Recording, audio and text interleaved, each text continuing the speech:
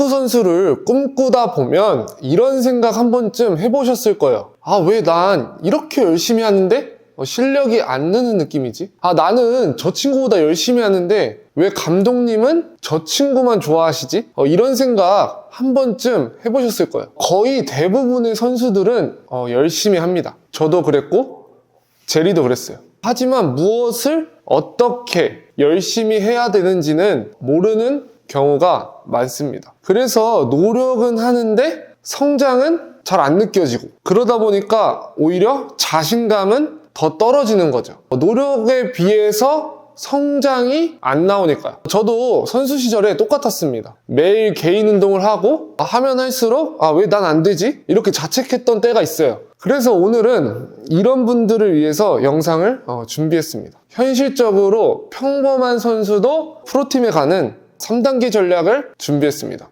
1단계는 내 기준을 깨야 돼요. 이게 무슨 말이냐면 축구를 하다 보면 내가 하고 싶은 축구가 어느새 생기기 시작합니다. 예를 들어서 나는 드리블을 잘하는 드리블러가 되고 싶어.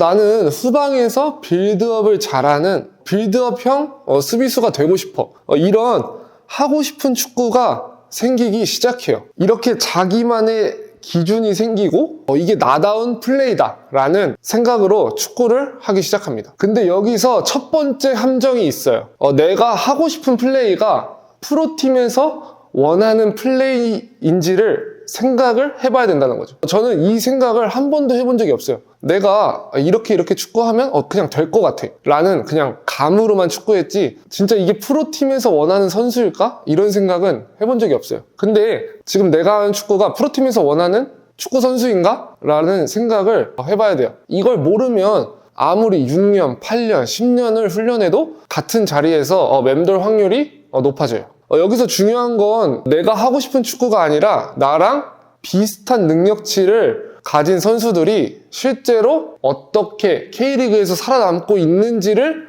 확인하는 게 중요한 거예요. 재능이 있는 선수라면 내 기준으로 계속 도전해도 괜찮지만 우리는 평범한 선수라면 그렇게 하면 안 됩니다. 평범한 선수라면 재능이 뛰어난 선수를 따라하는 게 아니라 내가 가지고 있는 능력치로서 이미 누군가가 K리그에서 뛰고 있다면 그 선수를 따라가야 돼요. 그게 가장 현명한 방법입니다.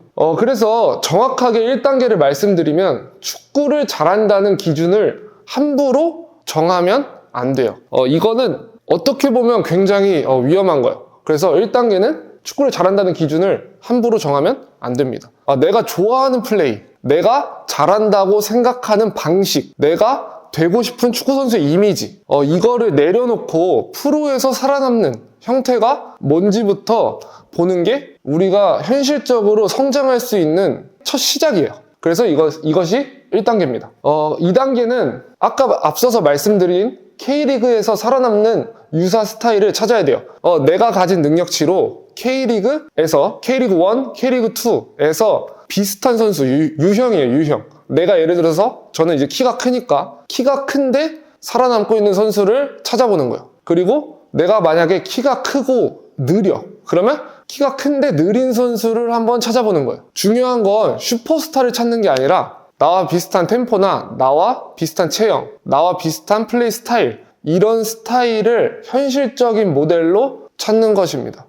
왜냐면 앞서 말씀드렸다시피 프로는 나만의 방식으로 가는 게 절대 아니에요. 이미 검증된 선수를 찾아야 돼요. 그 선수는 어떻게 했길래 거기에 갔는지, 그리고 얼마나 뛰고 있는지, 어떤 방식으로 뛰고 있는지, 올해 몇 경기를 뛰었는지, 어떤 팀에서 뛰고 있는지, 이런 것들을 찾는 것이 가장 현실적입니다. 좀 더 예를 들어보면 활동적인 선수라면 내가 만약 그러면 K리그에서 활동량으로 살아남는 미드필더를 찾고, 그리고 만약에 내가 빌드업을 잘하는 유형의 스타일이고 키가 크고 좀 느리다 라고 한다면 그런 유형을 한번 찾아보는 거예요. 이걸 찾는 순간 감이 올 겁니다.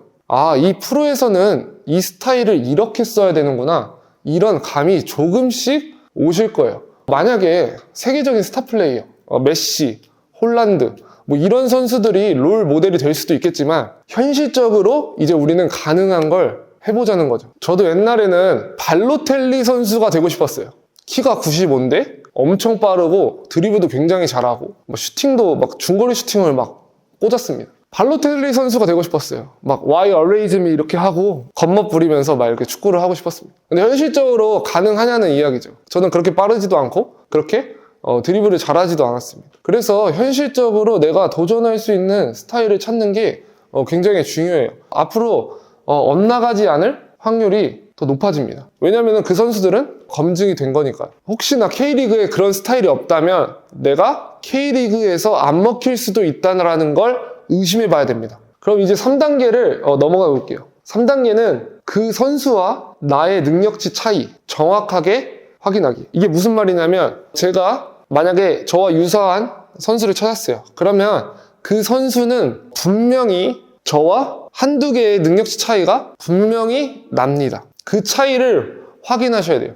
1단계에서 내가 어떤 스타일인지 얼추 유추했고 그리고 내 스타일을 이제 K리그에서 찾아봤어요. 그러면 3단계는 그 선수와 나의 차이를 분명하게 객관화해서 어떤 스타일이 내가 더 보완해야 하는지 알아야 합니다. 분명하게 본인보다 한두 가지 더 잘하는 좋은 능력치를 가지고 있어요. 이 한두 가지가 아주 작다고 생각하실 수 있는데 이 한두 가지 능력으로 프로를 갈 수 있다, 없다라는 게 이제 그 정도 레벨에서는 차이가 나는 거예요.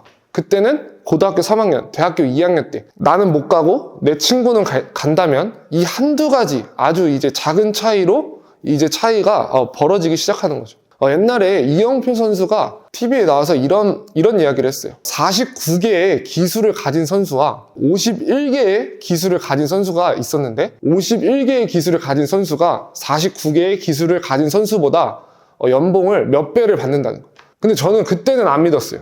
이게 무슨 말이야. 무슨 한두 개 가지고 연봉이 무슨 몇 배가 차이나. 거짓말인 줄 알았어요. 그래서 그 말을 안 믿었습니다. 근데 이제는 알 것 같아요. 그 한두 가지로 차이가 나는 거예요. 한두 가지로. 그래서 우리는 그 한두 가지를 만들려고 이제 거기에 맞는 노력을 해야 합니다. 한두 가지를 더 만들어야 되니까요. 어떤 노력을 어떻게 해야 되는지 아예 감이 안 왔었어요. 근데 이 3단계를 현실적으로 이렇게 나열해보면 어떤 노력을 해야 하는지 조금씩 감이 잡히기 시작합니다. 우리는 거기에 맞는 노력을 하면 됩니다. 조금 더 구체적으로 나아가 보면 나랑 비슷하게 유사한 선수들을 조금 더 여러 명 찾게 되면 그 선수의 발자취를 확인하는데 더 도움이 돼요. 예를 들어서 한 선수는 10년을 버텼는데 몇 경기를 떴는지 보고 B라는 선수는 5년을 버텼는데 몇 경기, 팀을 어디를 가고 어디로 옮기고 이런 발자취를 조금 더 확인해 보면 어떤 유형의 선수가 조금 더 프로에서 살아났는데 도움이 되는지 조금 더 확인하기가 좀 더 구체적으로 쉽습니다. 그리고 마지막으로 하나만 더 말씀드리면 K리그에서 실제로 살아남는 선수들은 전부 달라 보이지만 한 가지 공통점이 있습니다. 아무리 기술이 좋아도 이게 없으면 감독님 눈에 들기가 어려워요. 그건 바로 순발력과 임팩트입니다. 어떤 타입이든 순간적으로 상대팀에게 영향을 줄 수 있는 폭발력이나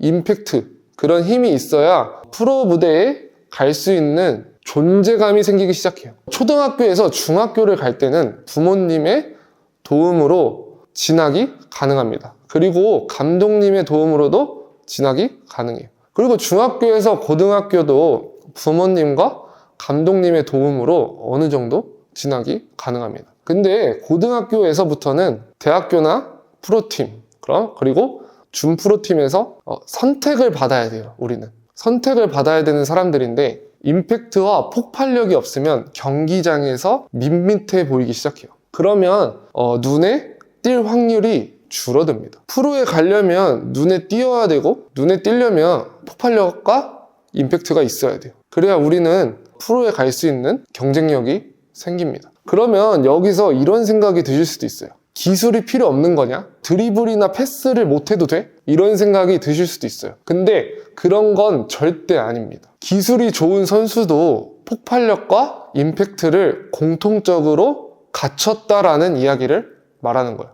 현대 축구에서는 전술적으로 공간을 점점 좁게 사용하고 선수들의 속도는 더 빨라지고 있습니다. 이 좁은 공간에서 순간적인 힘을 키우지 못하면 점점 경쟁에서 밀린다는 말을 하는 거예요. 이걸 정확하게 아시는 게 중요합니다. 혹시 프로 선수가 되는 폭발력과 임팩트에 대해서 더 자세히 알고 싶은 분들은 아래 고정 댓글을 확인해 주세요. 오늘 말씀드린 내용을 정리하면 평범한 선수가 프로팀에 가려면 프로의 기준을 다시 정해야 된다. 내가 하고 싶은 플레이가 아니라 프로팀에서 원하는 플레이를 정확하게 알아야 된다. 그러려면 나와 비슷한 유형의 선수가 K리그에서 어떻게 살아남고 있는지 확인해야 된다. 그리고 3단계는 그 차이를 정확하게 알고 그 차이를 내가 채우려고 노력해야 된다. 이 3단계만 제대로 하면 평범한 선수도 저는 선택받을 확률이 올라갈 거라고 생각해요.